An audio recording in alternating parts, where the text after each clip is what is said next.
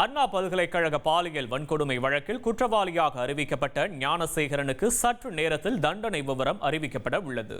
இதற்காக புழல் சிறையிலிருந்து ஞானசேகரன் நீதிமன்றத்திற்கு அழைத்து செல்லப்பட்டார். கூடுதல் விவரங்களோடு இணைகிறார் செய்தியாளர் பாஸ்கர். வணக்கம். விவரங்கள் பாஸ்கர்.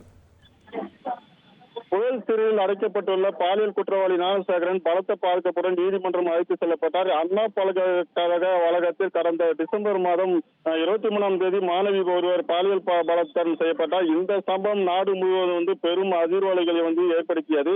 பாதிக்கப்பட்ட பெண்ணின் புகாரின் பேரில் பாலியல் வன்கொடுமை வழக்கில் ஞானசேகரன் கடந்த ஆண்டு டிசம்பர் மாதம் கைது செய்யப்பட்டார்.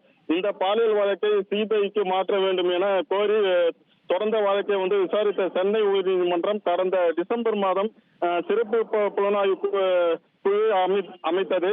தொடர்ந்து ஜனவரி மாதம் ஞானசேகரன் குண்டர் தடுப்பு சட்டத்தின் கீழ் அடைக்கப்பட்ட நிலையில் பிப்ரவரி மாதம் ஞானசேகரனுக்கு எதிராக குற்றப்பிரிவு பத்திரிகை தாக்கல் செய்யப்பட்டது. தொடர்ந்து இந்த வழக்கில் காவல்துறை தரப்பு சாட்சிகள் வழக்கு விசாரணைக்கு நேரில் ஆஜராகி நீதிமன்றத்தை சாட்சியம் அளித்தனர். இருதரப்பு வாதங்களும் முடிந்த நிலையில் கடந்த புதன்கிழமை இந்த வழக்கு ஞானசேகரன் குற்றவாளி என நீதிபதி தீர்ப்பு வழங்கினார்.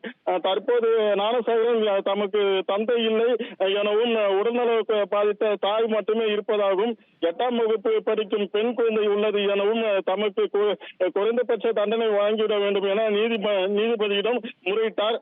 அப்போது அரசு தரப்பு வழக்கறிஞர் ஞானசேகரனுக்கு கருணை காட்டக்கூடாது எனவும் உச்சபட்ச தண்டனை வழங்கிட வேண்டும் என கேட்டுக்கொண்டார். இதனை அடுத்து வழக்கின் தண்டனை விவரங்கள் ஜூன் 2ஆம் தேதியான இன்று அறிவிக்கப்படும் என நீதிபதி தெரிவித்தார். இன்னும் சற்று நேரத்தில் ஞானசேகரனுக்கு தண்டனை விவரங்கள் அறிவிக்கப்பட உள்ளன. இதனை அடுத்து தொடர்ந்து புழல் சிறையில் அடைக்கப்பட்டிருந்த ஞானசேகரன் பலத்த பாதுகாப்புடன் நீதிமன்றம் அழைத்து செல்லப்பட்டார். இன்னும் சற்று நேரத்தில் அண்ணா பல்கலைக்கழக மாணவி பாலியல் குற்றவாளிக்கு தண்டனை விவரங்கள் அறிவிக்கப்பட உள்ளன. விவரங்களுக்கு நன்றி பாஸ்கர். தந்தி டிவியை உங்கள் கேபிள் டிவி ஆபரேட்டரிடம் இலவசமாக கேட்டு பெறுங்கள்.